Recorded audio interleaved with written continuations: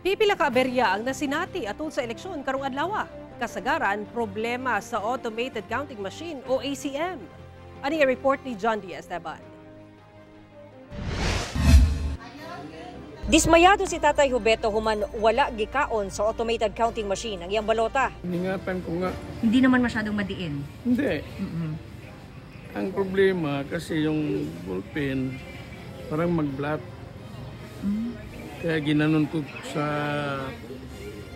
desk ko para malinis ulit. Nilinisan ko talaga. Sayang. Importante yung boto kahit isa.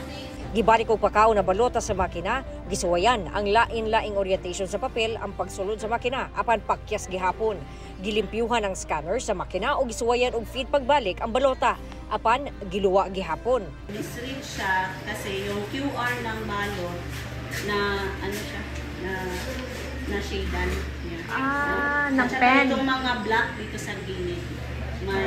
May markings niya. At pag-fold ng machine, hindi siya mabasa, pwede siya magdala sa general instruction. Pero kung fold ng voter, rejected na siya, misread.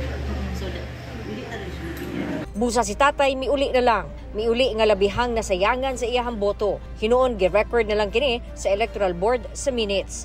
Daan ang gipahimangnuan sa COMELEC ang mga butante nga ampingan ang mga balota. Ingon man ang pag-shade aron mabasa ug maihap ang boto.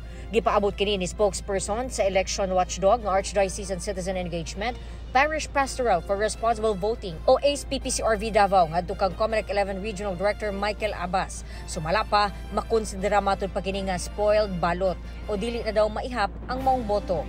Sa Cotabato City Central Pilot School, usa ka ACM sub ang mipalya kay wala matud pag ginadawat ang balota. Hinuon naayos kini human nga na troubleshoot sa DESO Technical Support Staff.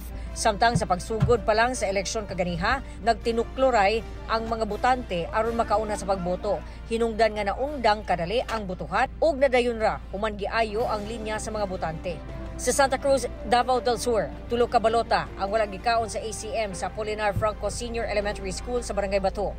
Hinuon, gidawat ra kini human gipakaon sa ACM sa tulo ka higayon. Sumala ni Rosita Budingan, 76 anyos nga taga Purok Pag-asa A, Barangay Bato, nagpasalamat kini kay wala na sayang ang iyang boto. Kaon na.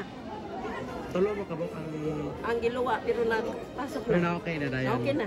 Dali lang. Dali lang. Okay na, papel. Sa Cagayan de Oro City, usa ka ACM ang nagkaaberya sa usa ka polling precinct sa West City Central School. Human nagprompt og ikaupat ka higayon nga kinahanglan kining limpyuhan.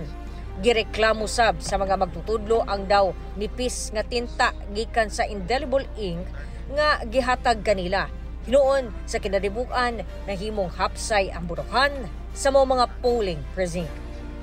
John D. Esteban, 1 Mindanao.